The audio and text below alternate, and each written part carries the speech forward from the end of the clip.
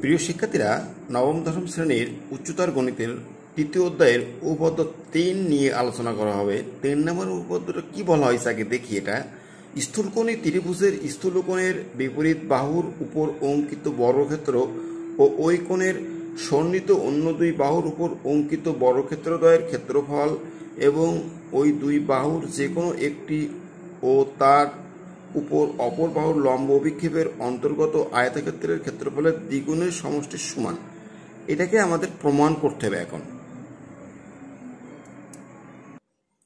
প্রিয় শিক্ষার্থীরা, তাহলে প্রথমে আমাদের একটা স্থূলকোণী ত্রিভুজ আঁকতে হবে। দেখো, স্থূলকোণী ত্রিভুজ বলতে যে একটা ত্রিভুজে যে কোণের মান 90 অপেক্ষা বড় স্থূলকোণী ত্রিভুজ। তাহলে এটা ভূমি নিলাম, আর 90 থেকে বড় হতে হবে। তাহলে এইটা মনে করো এই কোণটাকে বলবো স্থূলকোণী ত্রিভুজ, আর এখানে একটা আঁকবো এটা। তাহলে এখানে একটা ত্রিভুজ নাম দিচ্ছি আমি ত্রিভুজ এ বি সি। শিক্ষার্থীরা, এখানে বলবো যে এ বি সি ত্রিভুজের কোণ সি বা এসিবি কোণটা হলো স্থূলকোণ, এসিবি বা বিসি যাই বলি। এখন মূলত বলা আছে স্থূলকোণী ত্রিভুজের স্থূলকোণের বিপরীত বাহু। তাহলে এই যে স্থূলকোণ, এই স্থূলকোণের বিপরীত বাহুটা হচ্ছে এ বি। বিপরীত বাহুর উপর অঙ্কিত বর্গক্ষেত্র অর্থাৎ এ বি স্কোয়ার, এটার স্কোয়ার হবে। এ বি স্কোয়ার ইকুয়াল ওই কোণের সন্নিহিত অন্য দুইটা বাহু। এই যে কোণ, এই কোণের সন্নিহিত আর দুইটা বাহু আছে। অতিভুজ বাদ দিলে, বিপরীত বাহু বাদ দিলে, অতিভুজ না বিপরীত বাহু বাদ দিলে আর দুইটা বাহু থাকে বিসি আর এসি। তাহলে এদের বর্গ এবং এর যে কোনো একটি বললে অবশ্যই আমরা ভূমিটাকে ব্যবহার করব। এসি আর বিসির মধ্যে একটা হচ্ছে ভূমি বিসি এবং অন্যটির লম্ব বিক্ষেপ, অন্যটি মানে এসি। এসির লম্ব বিক্ষেপ, এখন এসির একটা লম্ব বিক্ষেপ আঁকবো। দেখো, বিসি বাহুকে বর্ধিত করব, এই যে বর্ধিত করলাম, এবং এসি এর জন্য একটা লম্ব আঁকবো।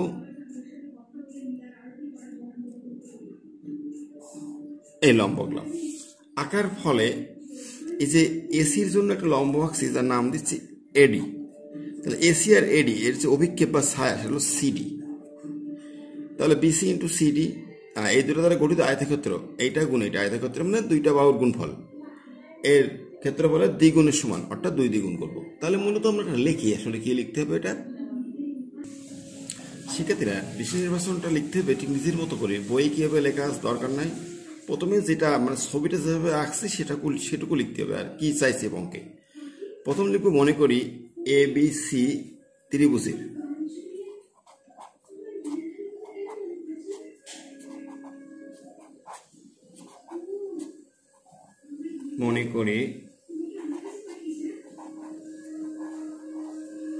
ত্রিভুজ এ বি সি এর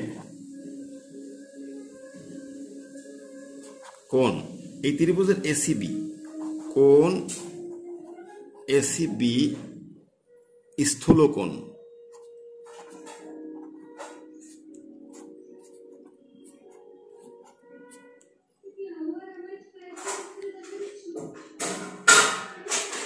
মনে করি ত্রিভুজ এবিসি কোণ এসিবি স্থূলকোণ। এরপরে কি স্থূলকোণের বিপরীত বাহু বলছে, তাহলে স্থূলকোণ হলো যেহেতু সিটার, এই বিপরীত বাহু এবি। তাহলে লিখবো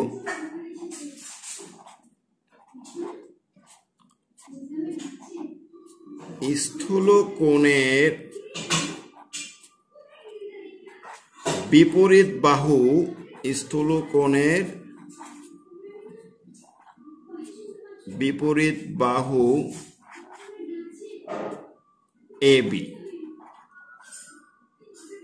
স্থূলকোণের বিপরীত বাহু হচ্ছে এবি, এবং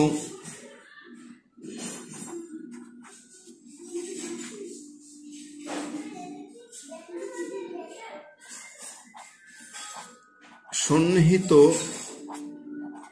মানে স্থূলকোণের সন্নিহিত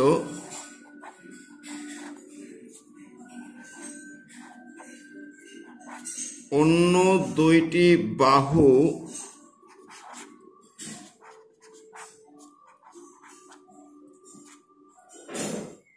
যথাক্রমে, তাহলে এই কোণের সাথে যে দুইটা বাহু সেটা সন্নিহিত বাহু, অন্য দুইটা বাহু এসি আর বিসি, যথাক্রমে এসি ও বিসি,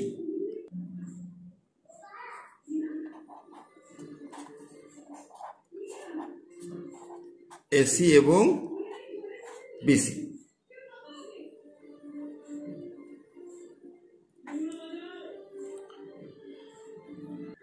দেখো এরপর যে কি ক্যাস্ট করছিলাম যে বিসি বাহুর বর্ধিতাংশ, মানে বিসি বাহুকে বর্ধিত করছিলাম ডি পর্যন্ত, তাহলে বিসি বাহুর বর্ধিতাংশের উপর এসি বাহুর একটা লম্ব অভিক্ষেপ এডি আঁকছি, মানে এডি লম্ব আঁকছি কিন্তু অভিক্ষেপ হলো সিডি, অভিক্ষেপ বলতে ছায়া বোঝায়।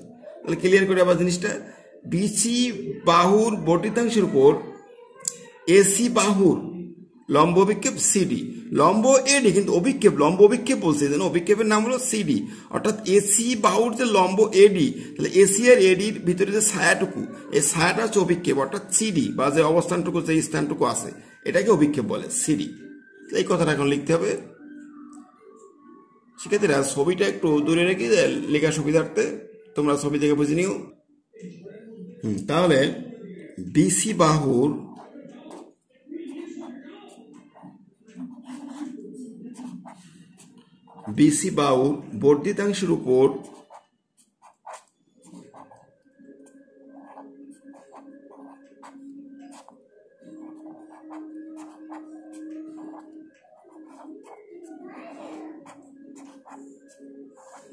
বর্ধিতাংশের উপর এসি বাহুর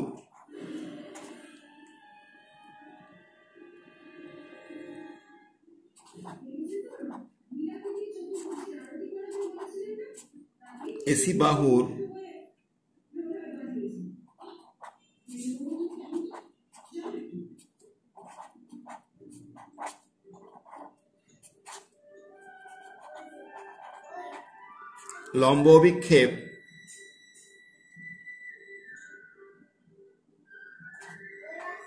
সিডি। এই মোটামুটি বেশি নির্বাচন লেখা শেষ, এর বেশি আর কিছু লেখার দরকার নাই। এখন মূল টপিক যেটা প্রমাণ করতে হবে যে এটা একটু বুঝতে হবে ভালো করে। এটার জন্য তোমাদেরকে আবার ছবিটা একটু ভালো করে দেখাই, তাহলে বুঝতে সুবিধা হবে তোমাদের। এখন লিখবো কি, প্রমাণ করতে হবে যে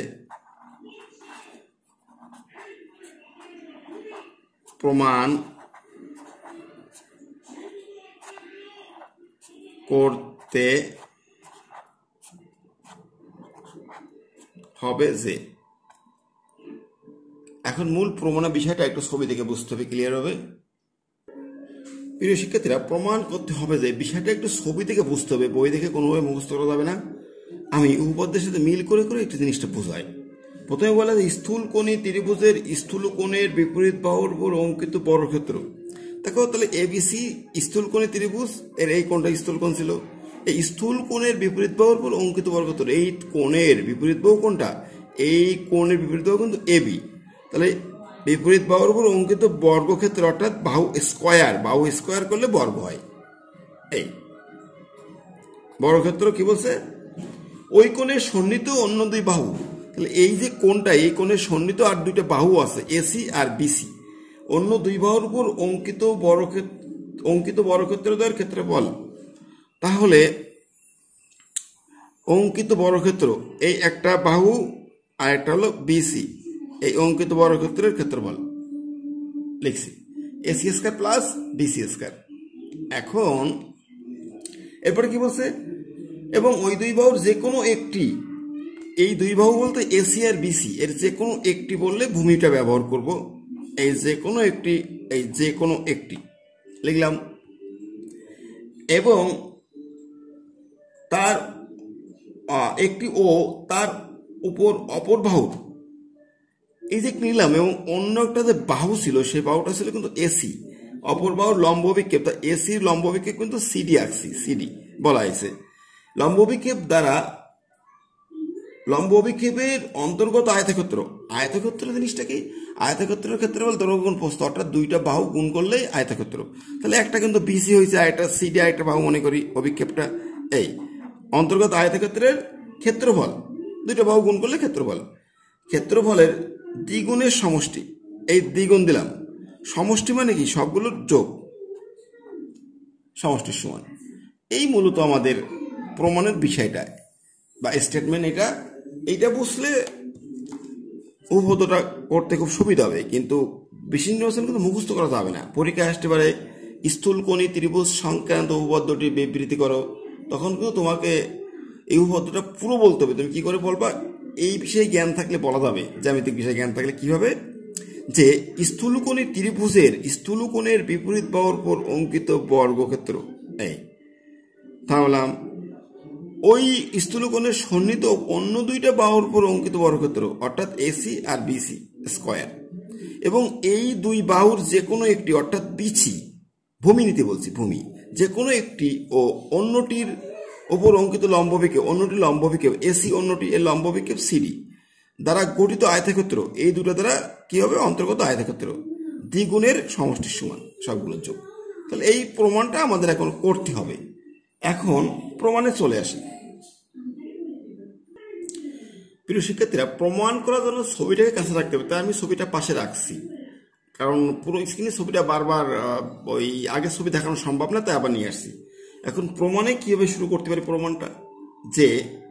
প্রমাণটা এভাবে শুরু করবো। প্রথমেই আমার আসলে মূল প্রমাণটা কিন্তু এবি স্কয়ার ইকুয়াল, তাই এবি নিয়ে কাজ করবো।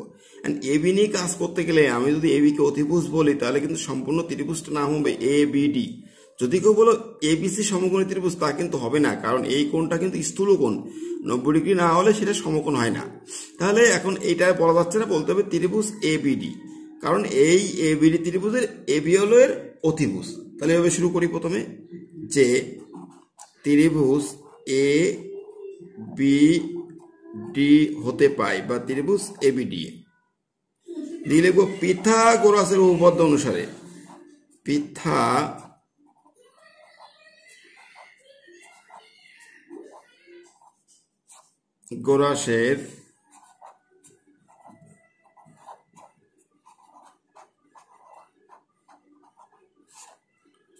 উপপাদ্য হতে পাই, বা উপপাদ্য অনুসারে যে যাই বলো। দেখো এই ছবিতে, এই যে এ বি ডি, এই ছবিতে পিথাগোরাস কিভাবে অ্যাপ্লাই করা যাবে? অতিভুজ স্কয়ার সমান লম্ব স্কয়ার যোগ ভূমি স্কয়ার। তাহলে এটা এখন অ্যাপ্লাই করব।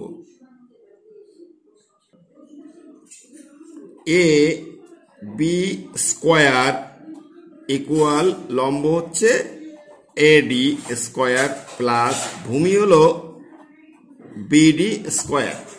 কিন্তু এখানে একটা বিষয় দেখো, বিডি ভূমি কি আবার একটু আলাদা করে লেখা যায়, ভেঙে লেখা যায় বিসি প্লাস সিডি। বিডি সম্পূর্ণ অংশ, একে দুই ভাগে ভাগ করছে, বিসি প্লাস সিডি। লিখবো এটা equal AD square plus BD কে লিখবো তাহলে BC plus CD,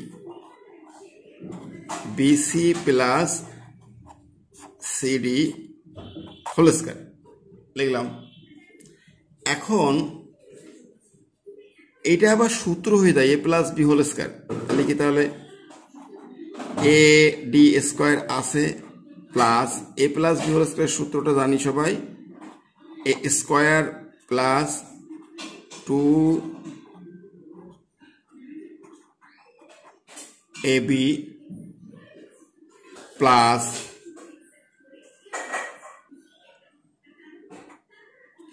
B square মানে সিডি স্কয়ার। এখন এটাকে একটু সাইজ করব। সাইজটা হচ্ছে কিভাবে, যে আমার প্রমাণের বিষয়টা ছিল A B square equal, A B square তো বাম পাশে আছে, A B square equal AC square plus BC square. তার মধ্যে বিসি স্কয়ারটা পেয়েছি কিন্তু এসি স্কয়ার পাই নাই। তাহলে আমি এই যে A D square plus C D square এক জায়গায় রাখলাম, plus BC square plus 2bc into CD এইভাবে লিখলাম। তাহলে এই যে লাইনটা পেলাম, এই লাইনটা পূর্বে আছে কিন্তু এ বি স্কয়ার এমন আছে। এখন দেখেছি প্রমাণের কাছে আমরা গেছি কিনা, প্রমাণের লাইনটা একটু দেখে এসেছে কি প্রমাণ চাইছে। প্রমাণের বিষয় ছিল A B square equal AC square plus BC square plus 2bc into CD. আমি কিন্তু সবই পেয়ে গেছি, শুধুমাত্র এসি স্কয়ারটুকু পাইনি। এসি স্কয়ারটা পাইলে বাকি প্রমাণটা হয়ে গেল, কারণ আমার এটুকু পাওয়া হয়ে গেছে। তাহলে এসি স্কয়ারটা বের করতে হবে। আমি সুবিধার্থে এটাকে 1 নম্বর সমীকরণ হিসাবে নাম দিলাম, কারণ আমার প্রমাণটা এখন অপূর্ণ আছে। এটা 1 নম্বর সমীকরণ থাকলো।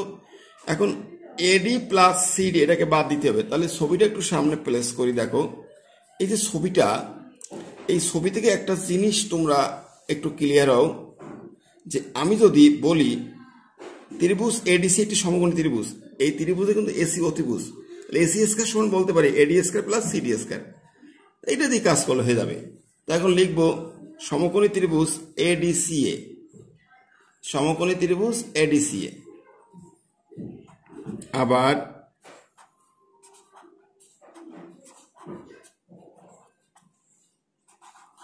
ত্রিভুজ এডিসিএ, এই ত্রিভুজে পিথাগোরাস অ্যাপ্লাই করতে হবে।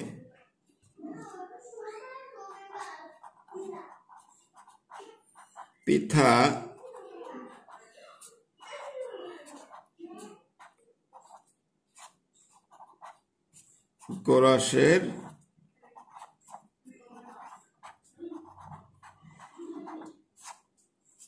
উপপাদ্য হতে পায়।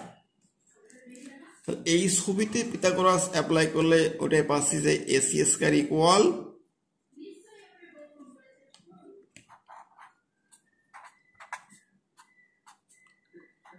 এডি স্কয়ার প্লাস সিডি স্কয়ার। ইচ্ছে করলে তুমি 2 নম্বর সমীকরণ হিসেবে নামকরণ করতে পারো, 2 নম্বর সমীকরণ। তাহলে 2 নম্বর সমীকরণে যে এডি স্কয়ার প্লাস সিডি স্কয়ার এর মানটা হলো এসি স্কয়ার, এই মানটা আমি 1 নম্বরে বসাবো এডি স্কয়ার প্লাস সিডি স্কয়ারের জায়গায়। তাহলে কি যে 1 হতে পাই, ডাইরেক্ট লিখে এডি স্কয়ার প্লাস সিডি স্কয়ারের জায়গায় শুধু এসি স্কয়ারটা লিখে দেবো। সমীকরণ 1 হতে পাই এই কথাটা লিখলে প্রমাণটা হয়ে যাবে। লিখি তাহলে, এখন আর ছবি আর দরকার নাই, ছবির কাজ শেষ। 1 নং সমীকরণ হতে পাই, আমি একবারে মানটা দিয়ে দেবো এডি স্কয়ার প্লাস সিডি স্কয়ারের জায়গায় লিখবো এসি স্কয়ার। তাহলে অতএব একবারে হবে কি A B square equal AC square plus BC square plus 2bc into CD. এটাই মূলত আমাদের প্রমাণ, আর এটা চাওয়া হয়েছিল। ধন্যবাদ সকলকে ভিডিওটি দেখার জন্য।